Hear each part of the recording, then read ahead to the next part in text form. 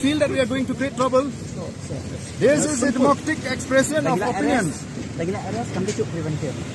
And you can arrest. No, there is a law that you can arrest person on the preventive detention. You can arrest us if you feel that we are going to create trouble. If you feel that you have sufficient ground to proceed with this section 144 CRPC, you go ahead. No, you are just doing what the master told you to do. Simply that. We know. So you apply your mind. Your local master will go one day. You will be continued in your service. We are following orders, but don't follow the unlawful order.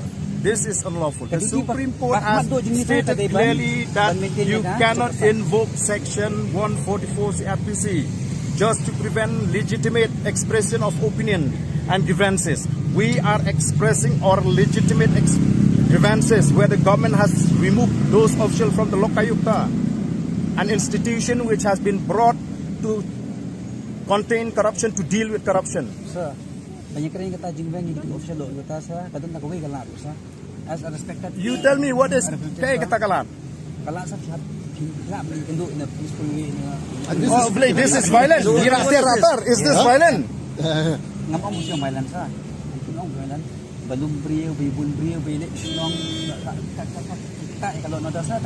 Hey, kita kalau tu penyidikan. Hey, kita kalau order. Hari Friday, Bawan Honorable Home Minister, kumah ketua sisa, kami kios begini You mean to send a message to Delhi that everything is fit and fine in Meghalaya when the state is becoming the poorest state in the northeastern? Yes, everything is fine. Social media. No. Kamdan cuk bari. Tapi pinsul eran. Bring ini ka darab jat ya kata kecilong Meghalaya. Hari itu upor, because internet kan itu dijam. Ada Friday ru, rasen arong masih connected masih yang ini belum January committee coba NC. Kadon kabha belum kita. Bagi kita toleran dengan represent wrong message. Yang siapa Come there is the wrong message, ketika right message. They should know the truth. The central leadership should know the truth. Mendai ban sudarab jad repair di surat tang perwan ke central leadership. Ka tarong ka igidukan. Sir, all those issues. We cannot afford to tolerate this kind of hypocrisy. Itu baru issues lah. You are a representative. You can raise that issue through a personal meeting, through a courtesy meeting with the. Who are you to explain me how to raise? You think I don't know? Know your limits. Okay. We know. You just do your job. If you are instructed to arrest us, you arrest. If you are instructed to lathi charge us, you do that. Then you will see. And I will see who has the courage to put a first stick on our bodies.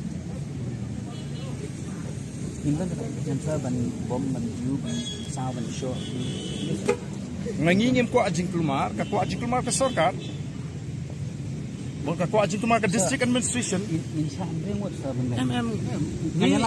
Dan kami kata, kani kampun wit. To bimut banong bahkan kam ku ka sup kan kam jai le ding song nang ni. Inum ki nang ni. Ti boleh ngim la bani ai. Bani kenduk yo officer pula funing ang ongan dia kenduk. Dangal ai kenduk ong tu ngin sekren dan ngin saya rai menu ban song hang ni hang nu ngin song menu bani kenduk. Ngim la ban rai. What we are telling you, we are not going to create problem.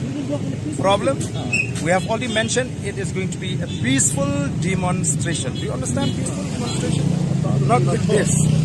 Okay, not with guns. Not with covering your faces. We don't have that kind of intention. That if he so artian, him so tikna yung itaptiar, line up ingi check ingi pay.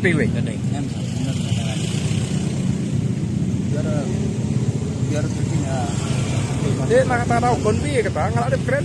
Bala ada government kita, government. Oh, ini penting kita red deal in this way. And what will happen if we decide something which is more serious? That won't happen, sir. Will you be able to handle the situation, or will you ask? You just give order to fire and lathi charge.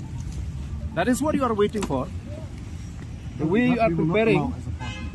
Never. We will not allow. Our future is at stake. We want to show to the world that as a party, the leaders will take the front lead.